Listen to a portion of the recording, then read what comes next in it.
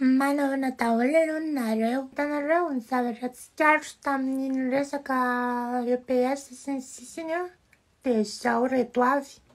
Voalohany indrindrany aloha, mahery ty Facebook ty ho antsika malagasy a.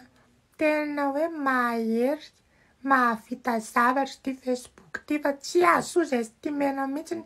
Sao dia hoe mpiseho hoe za tsy matahotra Facebook. Very finanana aloha amin'ny fotoana eo Avy eo vao hanazava resaka sinina ety, c'est trop tard. Ny vahoaka efa namoaka didim-pitsarana efa sans appel hono izy neny amin'ny fitsarana hoe tsy afaka manao appel intsony rehefa mivoaka ny didy a. Doboka ianao. Na efa lafo ary mega tena mbola tsy lefy ny herin'ity Facebook ty.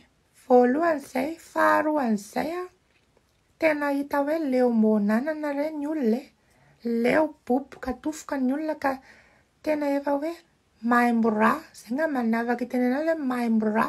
Ka vao misy zavatra kely dia efa ataony olona maosiky bala sy tsoky eny amin'ny tavan'ity daholo. Satria tena efa hita hoe tena leo mbonanana le olona feno tanteraka ny kapoakan'le olona, ny kapoakan-bary nefa ny lafo dia tena hoe maimbo-rà tena maimbo-rà ka aza tratrany fa aleo mipetrapetraka tsara ihany ho anareo mahatrehatreha manamboninahitra be galona sy ny sisa.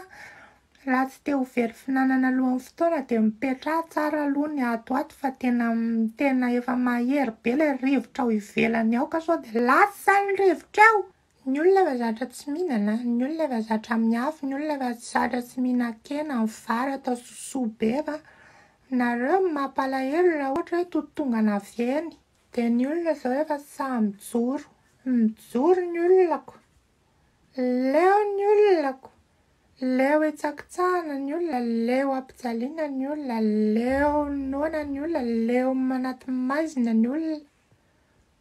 Dia mijoro amin'izay izao ny olona. Mbola vao mijoro fotsiny aloha izao ny olona hoe mijoro mahitsy tsara fotsiny ny olona izao. Satria leo miondrikondrika aminareo koa. Le rangahy prof de PS iny izao tena hoe symbole ny tena hoe fijoroana mihitsy Tena hoe mijoro izy.